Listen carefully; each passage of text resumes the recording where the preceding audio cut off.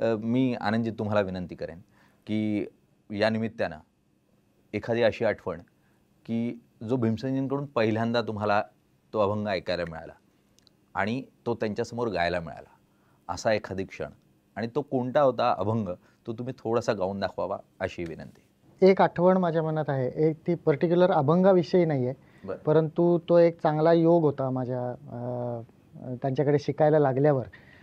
मी जायला लागलो त्यांच्याकडे 1988 साली. नंतर एक 3-4 वर्ष 4-5 वर्ष झाली मी शिकत होतो. आणि मग एक दिवस गुरुजींनी सांगितलं, आज तुला तंबोऱ्याला बसायचं आहे माझ्या मागे. आणि तर तो जो कार्यक्रम होता तो शास्त्रीय संगीताचा नसून संतवाणीचा होता. तर तो एक आणि तो सुद्धा पुण्यातलं जे दगडूशेठ हलवाई गणपती त्या पवित्र स्थानी ती संतवाणी होती.